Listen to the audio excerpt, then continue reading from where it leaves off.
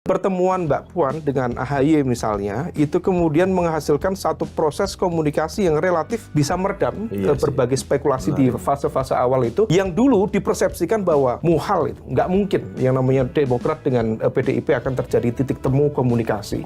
Kalau misal ada proses, let's say, 2 bulan, 3 bulan, kalau misal kemudian proses komunikasi itu bisa dilakukan secara intens, Bu Mega juga terbuka, dari SBY juga terbuka, barangkali titik temu itu ada. Bagaimanapun juga PDIP dengan pencapresan Pak Ganjar juga per hari ini diakui atau tidak butuh insentif kekuatan, karena dengan dukungan dari P3 itu belum cukup, relatif belum menunjukkan satu kekuatan yang powerful di atas kertas ya. Ini karena ada peredaran isu intelijen ya.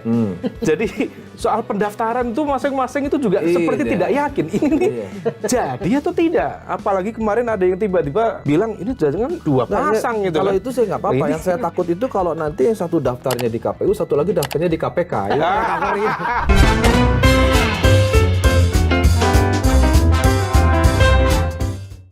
Ketemu lagi di Lanturan, ngelanturnya pasti, mudah-mudahan relevan. Amin. Tepuk tangan dulu dong. Amin ya Rabbal. Amin. For you, saya siap turun gunung. Tapi bulan Juni, saya bermimpi bertemu Pak Jokowi. Pak Jokowi datang ke rumah saya, sama-sama menjemput Ibu Mega, ketemu di stasiun Gambir. Mimpinya Mas siapa, dukungnya siapa? Kalau stasiun kayaknya nih. Jadi Mas Umam, Siapa Mas Ugi? kita ini sering melihat Mas Umam udah di mana-mana ini pembicaraannya. Tapi fokusnya belum bisa dibaca ini kemana nih Mas Umam fokusnya gitu. Nunggu info intelijen. Ini Mas, yang minggu lalu habis dipanggil sama bajunya udah putih-putih itu. Kurang panjang aja. Sebetulnya ya, menurutku ya, Pak Jokowi menyampaikan itu kan cara dia untuk mengatakan bahwa I am still in power. Batak mau Oh kepegang. iya, Gitu ya. karena normatifnya seorang presiden itu kan diminta atau tidak diminta, dia bisa nerima data intelijen. Jadi itu ini kaitannya dengan ini Mas Umam, dengan Pak Prabowo yang dengan senang hati, pintu terbuka, tanpa syarat menerima Demokrat dengan SBY-nya. Ini kaitannya dengan hubungan panas dingin Pak SBY dan Bu Mega. Kenapa? Karena sebelumnya sudah ada pertemuan itu Mbak Puan sama AHY. Bahkan tiba-tiba batal. Nah, menurut informasi intelijen baju hijau ini, ini sebenarnya udah hampir jadi itu dengan PDIP, tapi batal. Gimana Mas Umam? Mas Umam mencermati ini nggak kira-kira? Iya, informasi spekulatif. Oke. Tapi bagusnya Mas Yogi, bahwa menurut informasi spekulatif memang komunikasi itu konon sudah coba dimulai. Dimulai, kemudian saya mendengar sayup-sayup dari teman-teman PDIP juga konon kabarnya juga responnya positif. Ada proses interaksi ya, komunikasi dua arah. Tapi sepertinya ya bagaimanapun juga ini kan perjalanan hati 20 tahun. Apakah kemudian bisa dihapus hanya dengan proses negosiasi dalam 2 minggu? Karena bagaimanapun juga diakui atau tidak ini kan ada timeline yang agak ketat. Praktis pasca KPU mengajukan jadwal pendaftaran ya. Berarti kan praktis ada 1 bulan menjelang pendaftaran. Memang masih agak lumayan memadai untuk mengkalkulasikan itu. Tapi bagaimanapun juga sepertinya Demokrat pada satu titik di mana dia barangkali merasa bahwa betul-betul harus cepat menghadirkan political certainty, kepastian sikap politik. Karena kalau misalnya saya dengar teman-teman yang berada di sana misalnya, itu mereka terdampak serius pasca bubarnya koalisi perubahan, terutama para caleg yang sudah terlanjur billboard itu mahal loh, billboard, street media dan lain sebagainya. Nah maka untuk menghadirkan kepastian itu maka dilakukan percepatan. Tapi yang agak unik ya, saya tetap mengapresiasi bagaimana proses interaksi timbal balik dari konon kabarnya dari Demokrat dengan PDIP sudah berjalan. Di level Mbak Puan sebagai garda terdepan dalam proses komunikasi politik juga welcome. Dari AHY juga welcome. Tetapi tampaknya kemudian proses yang kemudian mengalami titik buntu itu masih dalam konteks trust di antara Trust dua tokoh itu. Bukan ego ya? Ya, tentu ada aspek ego, kemudian ada soal pride, ada harga diri, martabat. Ini kan lagi-lagi tadi perjalanan hati 20 tahun. Tapi saya berkeyakinan kalau misal menurut bahasanya Pak Said Abdullah itu cukup bagus itu. Bukan tidak berjodoh, tapi belum berjodoh. Oh, jodoh yang Artinya apa? tertunda. Jodoh yang tertunda. Nanti di putaran Artinya kedua apa? gabung lagi. Artinya apa? Tadi jodoh tertunda. Jodoh tertunda. Artinya kedua bahwa gabung lagi.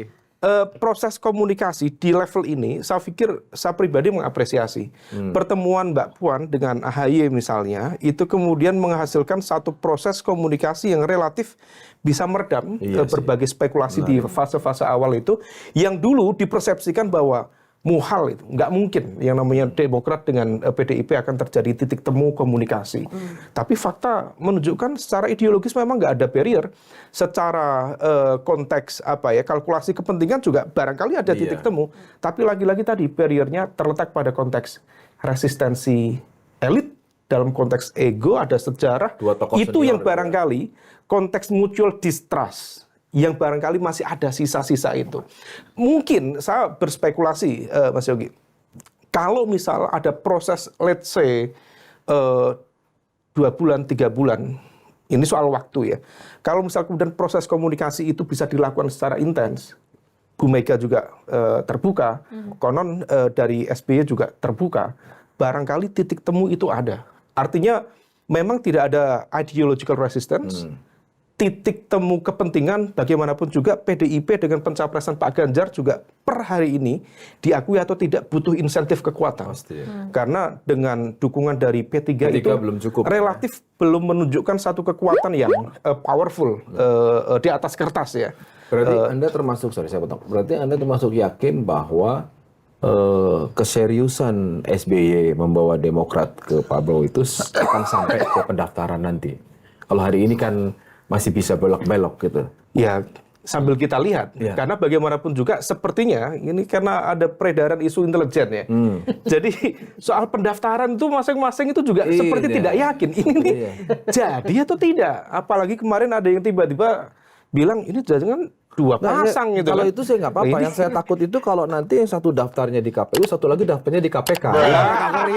Ini kan ngeri kok pendaftaran datang ke KPK gitu loh. Ya, ini kayaknya dapat bocoran. Dapat bocoran kasus mana ini? Kasus mana ini? Kan lagi gitu loh. Udah ini ada banyak file kasus.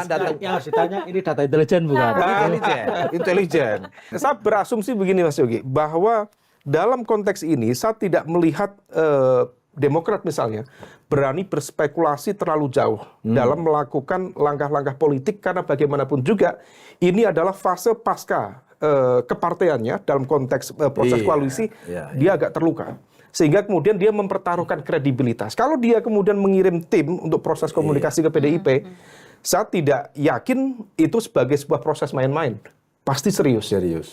Dan dia juga sadar dari perjalanan hati yang tadi ups and down itu selama 20 tahun, kalau misal kemudian dalam proses komunikasi lanjutan dalam jangka let's say 2 minggu ini, yang kemarin ya sebelum deklarasi di Hambalang kemarin, kalau misal kemudian tercipta luka sedikit, kembali mempertebal mutual distrust, itu impact-nya bisa kemana-mana. Karena memang basicnya sudah seperti itu.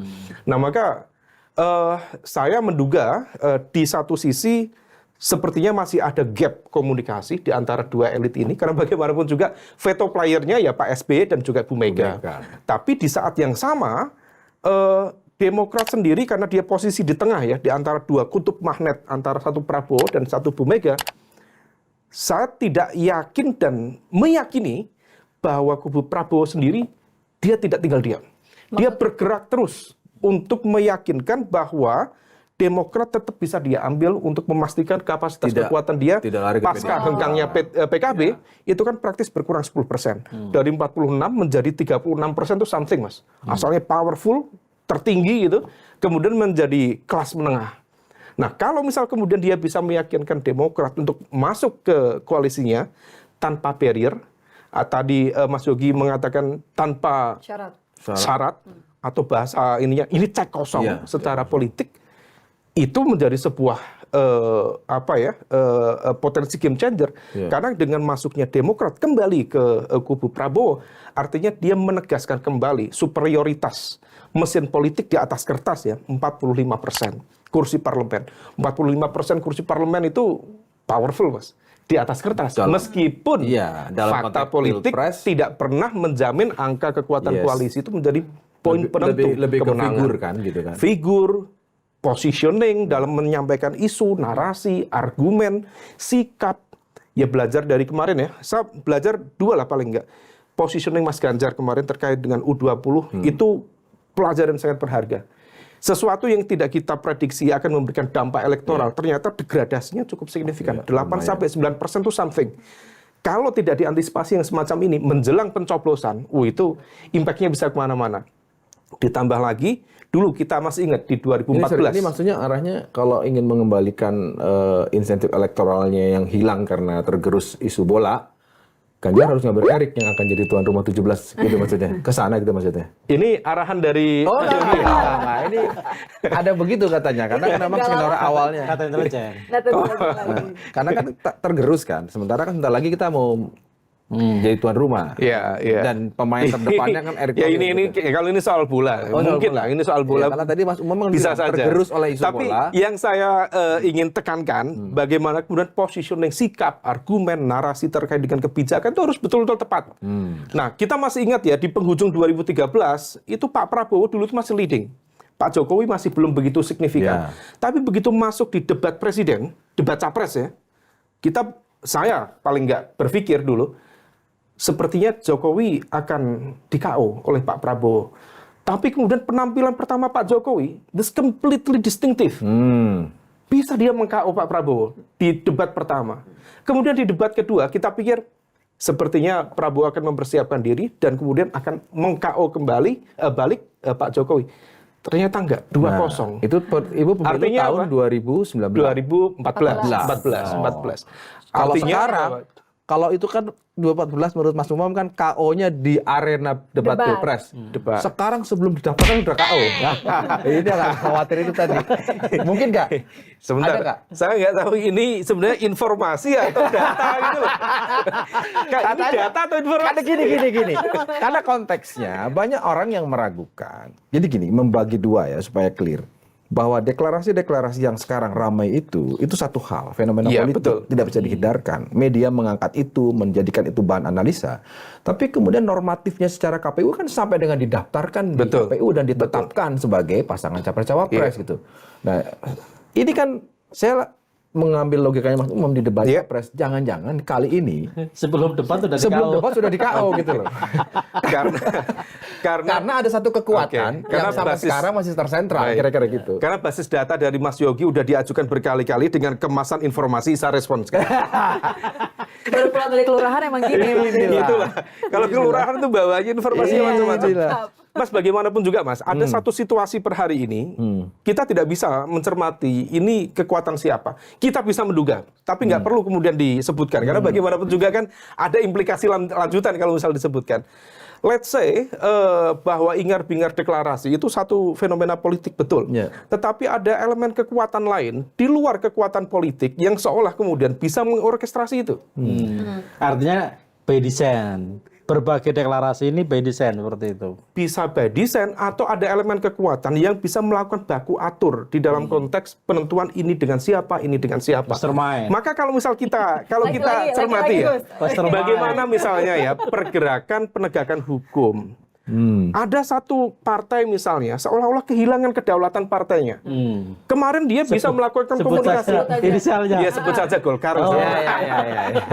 Iya. Awalnya bisa ngelit ya orkestrasi dan sebagainya. Fakta di atas kertas di parlemen itu kekuatan kursi terbesar di parlemen nomor 2 setelah PDIP adalah Golkar. Artinya dia punya pengaruh mesin politik yang jauh lebih powerful dibanding partai-partai termasuk even dengan Gerindra.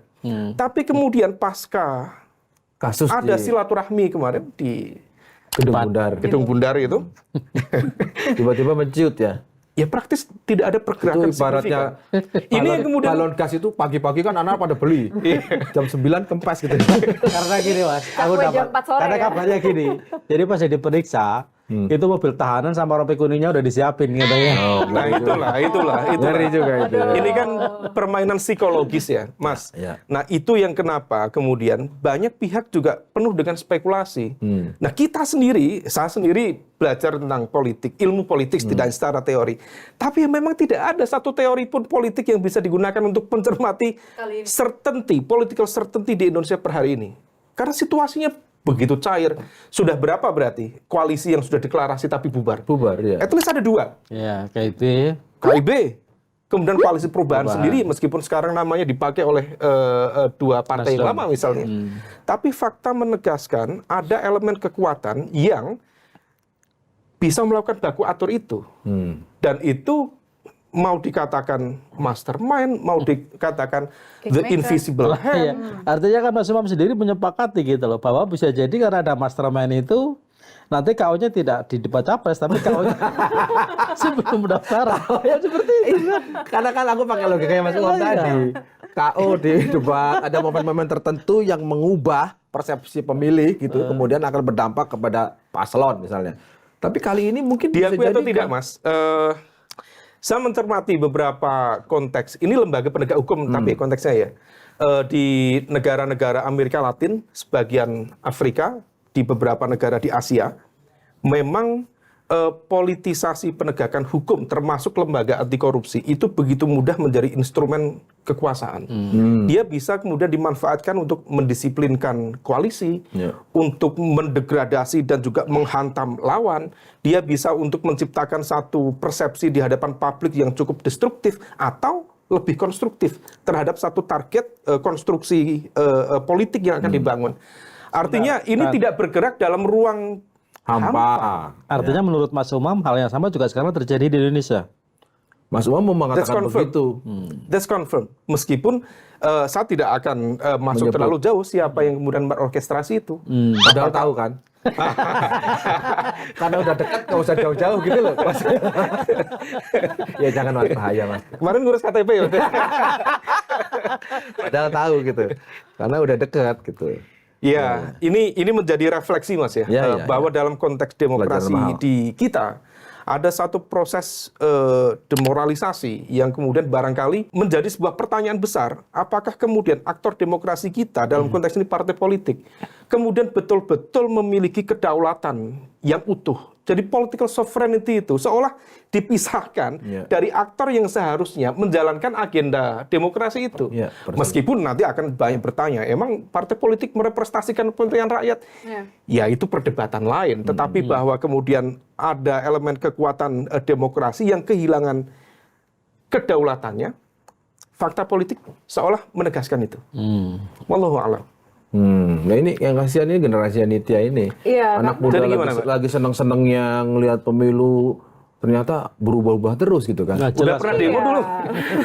Udah pernah demo belum? Nah, jangan sampai akhirnya kita kemudian menjadi pasif. Ini kan karena gini, boro-boro angka yang begitu besar ini kita lagi menimbang nih, mau datang nggak ke TPS gitu kan? Mau milih apa enggak? Orang sekarang yang deklarasi sama siapa, kemudian PDKT sama siapa, mimpi sama siapa, ketemunya sama siapa, beda stasiun lagi, yang ngasih burung lovebird siapa, jadiannya sama yang mana gitu kan? Dan nggak satu pun Mas yang ngomongin soal hal-hal yang sangat substantif, misalnya ya soal visi, soal ide, soal mau menjadi mimpi apa, besarnya anak-anak muda ini mau masuk ke kapalnya siapa, kira-kira gitu.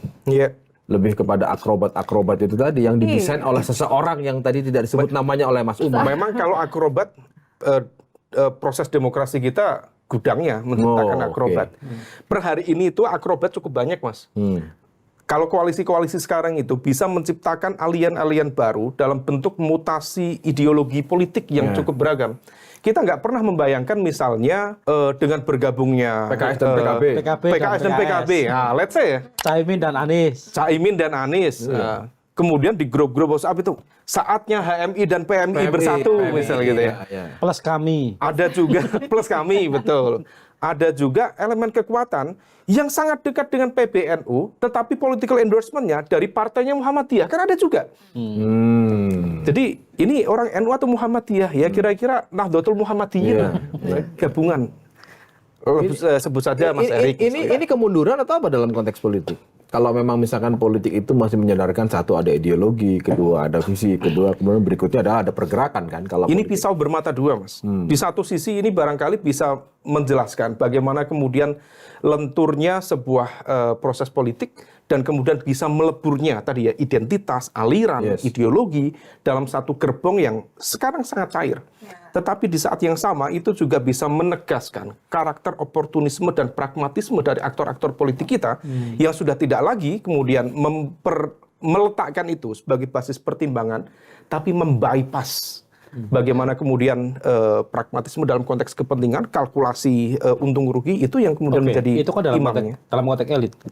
Kalau dalam konteks masyarakat sendiri misalnya, akar rumput sendiri seperti apa misalnya? Katakanlah dalam konteks perjodohan gitu ya, dalam tanda kutip cinta satu malam antara Anies dengan Caimin itu misalnya. Kita sama-sama tahu ini adalah mewakili dua entitas yang berbeda. Bukan berseberangan, head to head gitu ya. Terus tiba-tiba elitnya dalam tanda kutip ini memaksakan diri untuk bersama itu loh. Kira-kira seperti apa respon di bawah? Apakah bisa ngikut misalnya Samina Watona gitu, atau justru mereka menjadi jalan sendiri-sendiri pada akhirnya? Masyarakat saya pikir juga terbelah menjadi dua. Ada masyarakat yang relatif agak pragmatis ya. Jadi apapun yang diarahkan oleh mesin partai, karena partai juga memegang logistik, dia punya akses ke kebijakan di level legislatif, dia juga pegang kepala daerah, kunci logistik ada di situ. Mungkin bukan Samina Watona ya, Samina wa asoina. Mana yang aso-aso itu ya dilakukan gitu. Tapi di sisi lain, diakui atau tidak, statement dari Caimin kemarin itu di podcast pertama pasca deklarasi disampaikan dengan guyon oleh Caimin.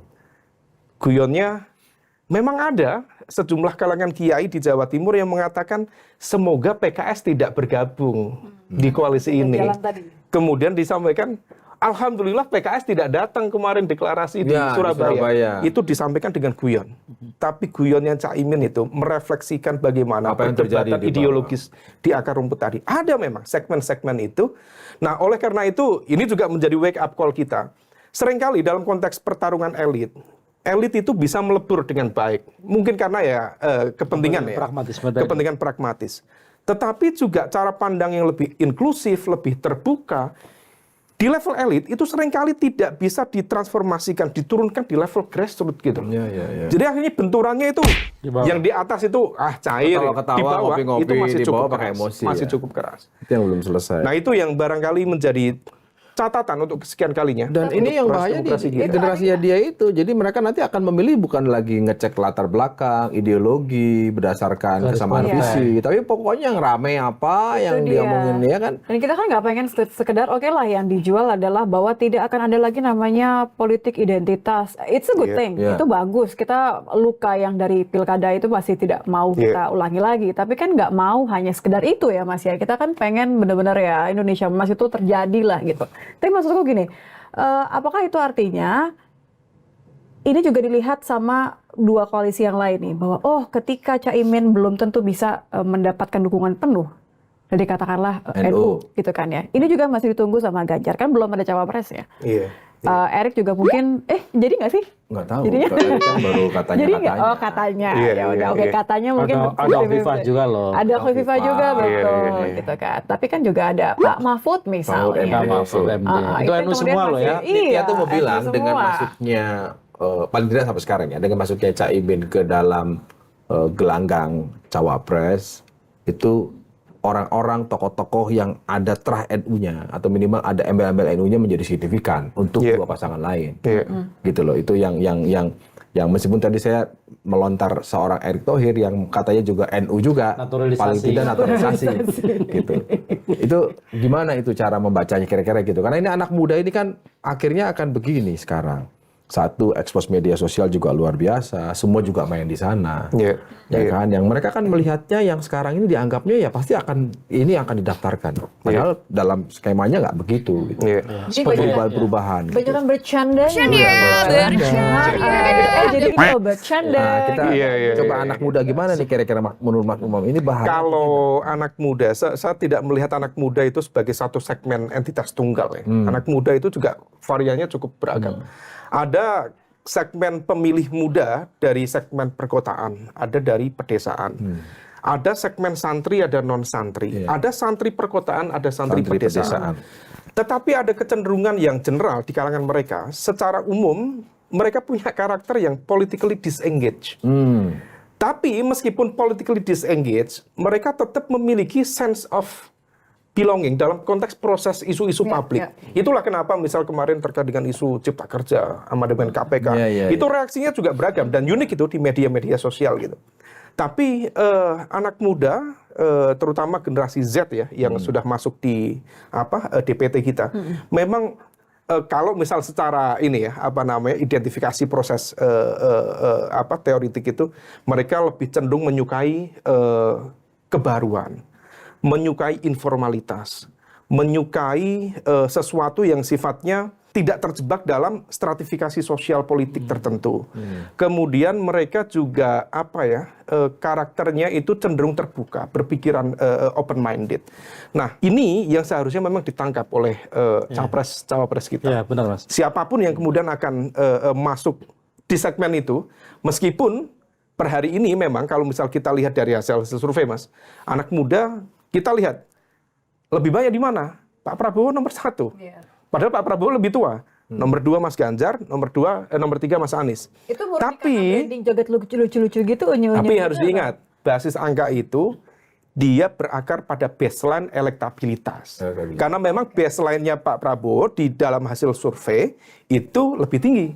Kemudian Mas Ganjar juga relatif kompetitif dengan Pak Prabowo, kemudian Mas Anies. Jadi baseline-nya memang segitu, sehingga kemudian merepresentasikan preferensi politik anak muda. Artinya apa? Kalau dia basisnya baseline, tidak ada dominasi, anak muda lebih banyak di sini.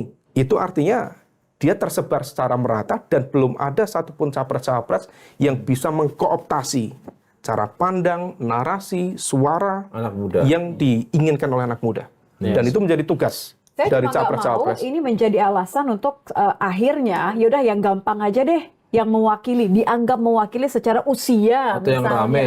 Ya, atau yang rame. Enggak, dia kok kembali mewakili secara usia. Nggak ada yang milik Prabowo. Jauh. Kan belum ini keluar. Sebagai anak muda sih.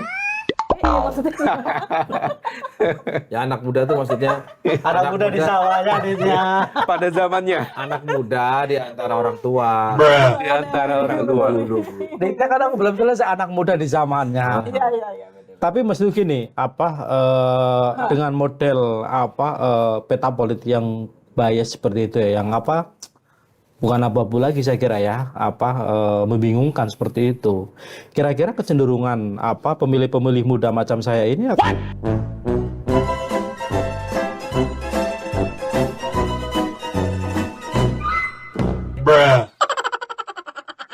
kan lebih condong kemana gitu. Saya mendengar pertanyaannya agak tercekat saya. Mas Umam, sebenarnya jawaban Mas Umam paling tepat adalah tertawa aja. Itu jawaban paling pas. Itu nggak usah menjawab, Mas. Tertawa itu paling pas gitu. Tahu nggak kenapa, Mas? Karena pertanyaannya bias. Saya makanya. Pemilih muda seperti saya. Yang mana itu agak sulit gitu. Ya, mungkin sekarang ya, Mas, di konteks pengambil kebijakan diakui atau tidak, itu political veto players-nya itu lebih banyak memang masih orang-orang tua. Orang tua ya. Tapi mungkin ke depan kita tadi ya kembali ke konteks awal tadi. Kalau misal kemudian pemimpin-pemimpin politik muda seperti Mbak Puan yang relatif lebih open minded, lebih fleksibel dalam membuka ruang komunikasi dengan AHY, dengan siapa lagi nanti misal di Golkar atau di PAN, mungkin ada nama-nama baru. Barangkali akan ada something berbeda. Yang kemudian demokrasi itu bukan soal prank-prankan, bukan soal kemudian membuat chaos yang kemudian dramatik gitu ya. Tapi betul-betul demokrasi menghasilkan sebuah proses good governance, tata kelola pemerintahan yang baik, ada public delivery service yang kemudian bisa terlihat ukurannya apa, dievaluasinya gimana. Jadi nggak hanya soal drama, tapi ada kemudian good governance yang kemudian dihasilkan dari proses politik itu. Mas Umam, saya balik lagi ke soal Amin tadi gitu ya. Amin tanpa ya robbal alamin. Ya robbal alamin. Itu kan katakanlah ada kemungkinan misalnya bahwa tidak hanya Caimin, tidak hanya yang menjadi cawapres yang representasi NU misalnya. Bisa jadi nanti misalnya katakanlah ada Mahfud misalnya, yang kabarnya juga akan sama Ganjar misalnya, terus mungkin ada Hovifa atau katakanlah ada Erik, entah dia NU natural atau naturalisasi, tapi kan tetap aja dia representasi NU seperti itu.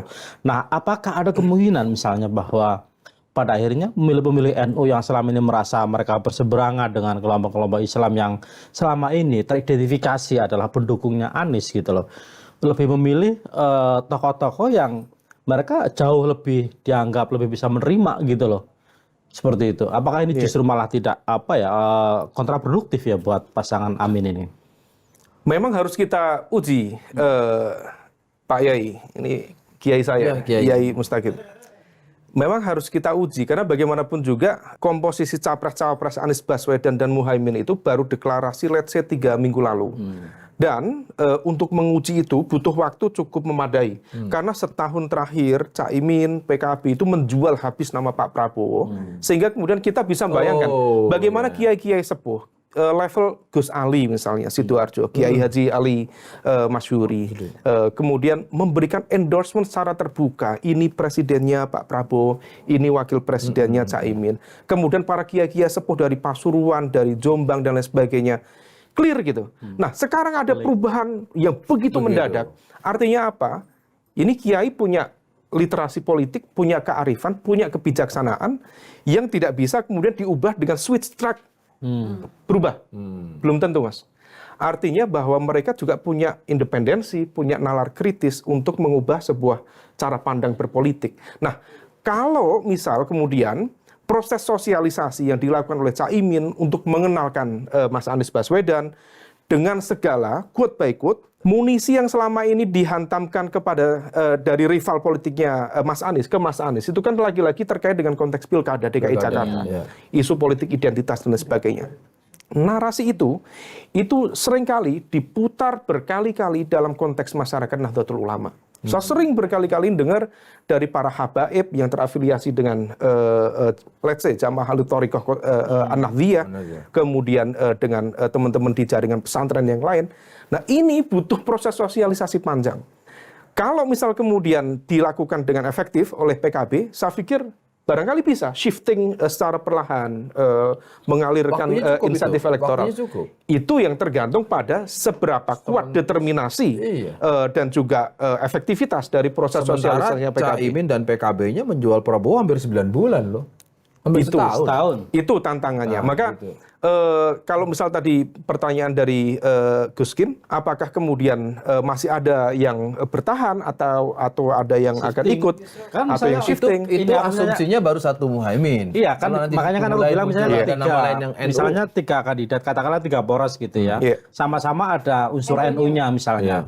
Misalnya saya sebagai orang NU, yang mending milih yang ini, nggak ada bau-bau Wahabinya, nggak ada bau-bau misalnya kanannya seperti itu. Mungkin nggak, itu kan bisa jadi saja terjadi kan seperti itu. Semuanya mungkin. Ya, itu rumus dasar politik.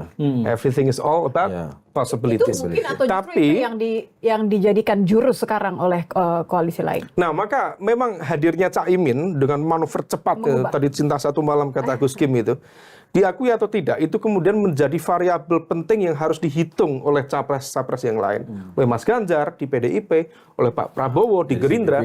Diakui atau tidak, kalau misal mereka tidak mempertimbangkan variabel Nahdlatul Ulama, maka kemudian kapitalisasi identitas aliran dari Nahdlatul Ulama bisa dikapitalisasi oleh Muhaimin Iskandar, oleh PKB.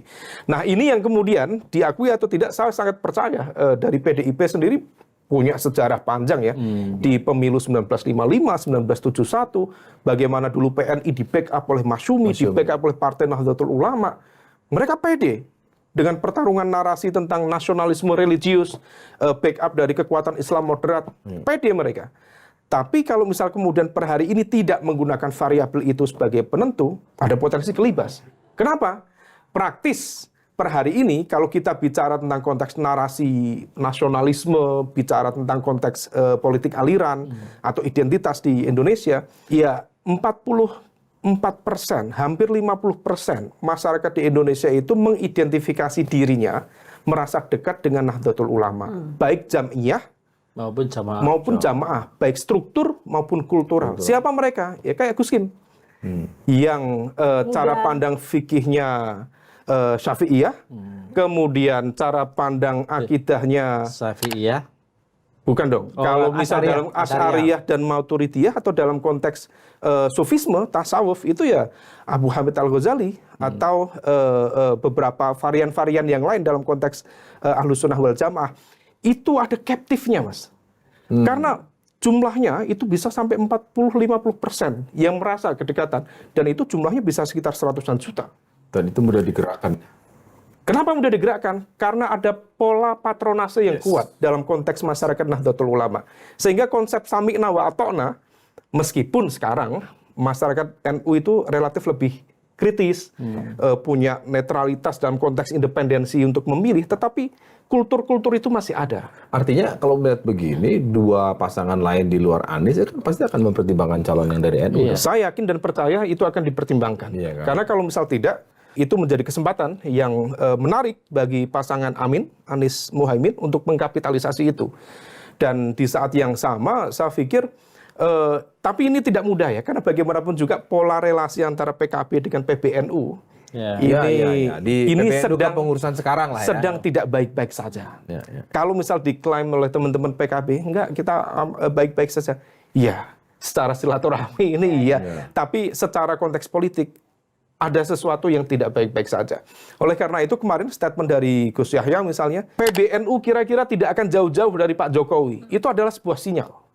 Sinyal kode keras secara, let's say, politik kebangsaan, untuk kemudian memberikan political endorsement kepada siapa yang sekiranya akan didorong oleh Presiden Jokowi dalam konteks kepemimpinan ke depan. Sampai detik ini pun kan kita nggak pernah melihat sinyal yang obvious gitu ya. Pak Jokowi ini akan menaruh kemana nih? Akan gandengnya ke Pak Ganjar yang secara natural atau justru malah ke Pak Prabowo? Saya berkeyakinan sampai ending Pak Jokowi akan memainkan peran itu. Kenapa? Kalau Pak Jokowi memberikan statement secara terbuka, secara vulgar, itu akan membahayakan secara politik bagi beliau dan akan menciptakan sebuah political instability yang barangkali tidak produktif untuk beliau.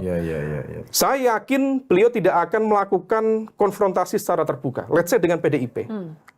Meskipun juga banyak yang mengatakan sepertinya ada sesuatu antara Pak Jokowi dengan PDIP. Tetapi itu akan tetap dijaga, bukan sebagai semata-mata face saving strategi menyelamatkan muka, tetapi menciptakan titik lentur, titik fleksibilitas yang dia bisa tetap bermanuver, tetapi dia punya keleluasaan untuk mengendorse, mendorong siapa yang dia kehendaki sebenarnya. Jadi katakanlah kalau misalnya ini aku bayang-bayang aja ya, kalau misalnya ternyata pada akhirnya salah satu dari dua koalisi yang tersisa belum menentukan cawapres, memilih tokoh NU, bisa nggak diartikan, oh ini ternyata endorsement yang diberikan oleh Pak Jokowi karena Gus Yahya sendiri mengatakan kami sejalan dengan Pak Jokowi. Atau jangan-jangan karena bukan sejalan, kan ya ada kalimat gini kan, NU tidak akan jauh-jauh dari Pak Jokowi. Itu disampaikan sehari setelah Pak Jokowi menyampaikan punya data intelijen. Jangan-jangan intelijennya NU. Justru dibalik. Aku tenang ngomong di antara orang-orang NU. Jadi Tapi NU itu unik ya. Bukan hanya sekedar unik secara sosial politik, tapi dia bisa menjadi payung teduh gitu. Bagi bukan hanya teman-teman di lingkup kelompok Muslim, tetapi juga di teman-teman non Muslim. Saya berkeyakinan itu, maka wajar ya. Dulu misal Gus Dur itu teman-temannya itu banyak dari teman-teman Katolik, dari teman-teman Tionghoa. Kenapa? Karena NU bisa menjadi safe house bagi mereka. Karena dia memberikan jaminan otoritas keagamaan sebagai kekuatan terbesar Islam di Indonesia dengan corak moderat, tengah, menjadi pengayom bagi mereka. Maka dulu ketika kemudian Pak Jokowi head to head misalnya dengan Pak Prabowo, ketika NU tampak kemudian berada pada satu sisi gitu, ya di saat yang sama teman-teman dari non-Muslim misalnya, baik itu Katolik, Protestan, Hindu, Buddha, lebih merasa nyaman di titik yang sama itu. Nah ini yang kemudian harus menjadi pertimbangan juga di mana bandul NU bisa diperebutkan. Nah, itulah yang menarik menurutku tadi ya, pasangan yang unik itu gitu loh. Caimin misalnya yang kemana-mana bawa-bawa NU, representasi NU misalnya, yang moderat, yang toleran, yang terbuka misalnya, berpasangan misalnya dengan Anies yang sampai saat ini misalnya diidentifikasi sebagai yang sebaliknya seperti itu.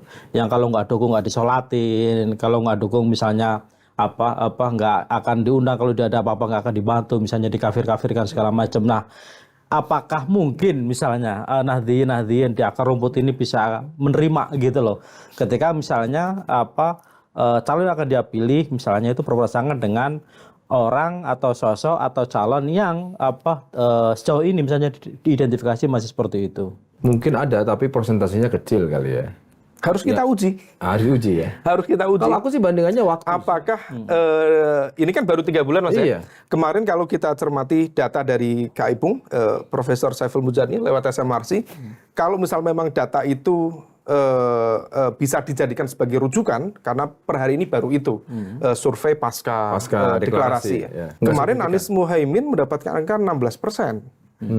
Kalau misal 16%, maka mengindikasikan bahwa proses sosialisasi nama Anies Baswedan di segmen kelompok Muhaimin itu, di kelompok Nahdliyin itu belum begitu signifikan. Tentu tidak mudah untuk memberikan judgement bahwa ini PKB tidak bekerja, tidak bisa seperti itu. Tetapi memang ada proses yang kemudian harus dia lakukan, gradual, sama dengan tadi. Kalau misal kemudian Demokrat dengan PDIP diberikan ruang lebih leluasa, nggak ada deadline ini, dan yang satu juga tidak ada beban signifikan ya, karena caleg-calegnya bingung ini baliho mau dicopot, ya mahal gitu kan. Nah kalau misal nggak ada beban dan prosesnya masih cukup memadai, saya pikir shifting itu bisa terjadi. Tergantung, saya pikir soal klaim kan judgement. Tapi waktu, tapi kan 20 tahun bukan waktu yang pendek, kenapa itu tidak terjadi? Kalau tadi bicaranya that's all about momentum. That's all about momentum. Karena kalau ada momentum bisa memberikan ruang titik temu terjadinya itu, saya pikir memungkinkan. Sama lah dengan Caimin dan Mas Anies. Secara ideologis nggak ketemu. Selama ini ya persepsi kita sepertinya nggak masuk.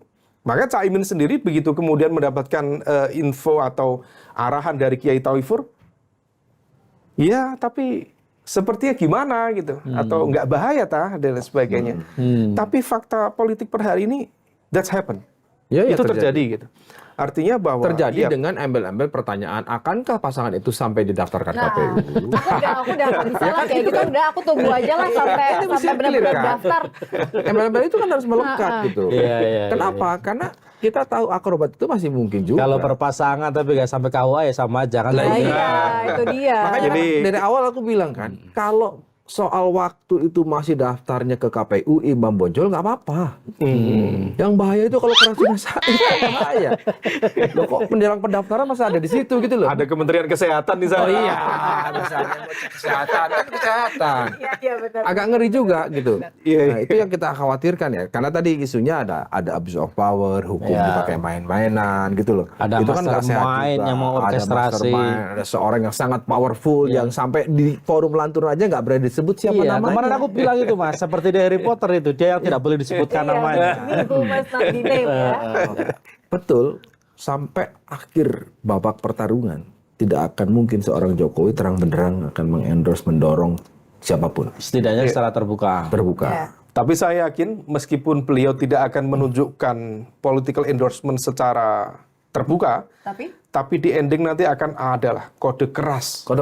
Kemana arah dukungannya ditunjukkan. Ya, paling tidak akan mengatakan. Kalau kode keras tidak terjadi, kita bisa menganalisa itu dari sel-sel kekuatan politik di lingkaran jaringan Jokowi, kemana arah keberpihakannya, disitulah political endorsement disampaikan. Pinjam tangan.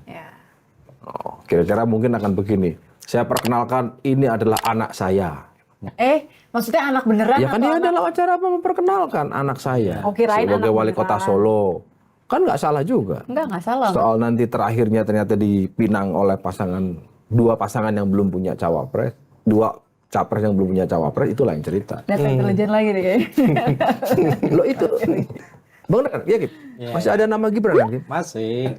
Tapi nggak tahu deh, coba Mas Man gimana? Karena nggak kayak seperti yang aku bilang tadi ya, tidak semua anak muda kemudian merasa direpresentasikan hanya karena ada nama yang juga secara usia muda gitu. Apalagi kalau ya anaknya Dan terbukti kan dari survei ternyata anak muda lebih banyak ngumpul di Prabowo. Padahal Iya, karena baseline elektabilitasnya Iya, memang lebih bukan banyak karena- Pak Prabowo. Mungkin kalau misal besok elektabilitas paling tinggi Pak Ganjar, karena memang basis pemilih basis pemilih kita memang didominasi 60%, let's say dari anak muda, berarti baseline-nya geser ke Mas Ganjar atau Mas Anies. Jadi memang baseline-nya di situ.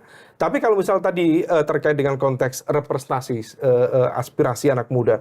Kalau kita bicara isu-isu, Mas, di basis data survei yang kita lakukan beberapa kali, apa sih yang menjadi concern masyarakat Indonesia? Yang tadi 50-60%-nya anak muda.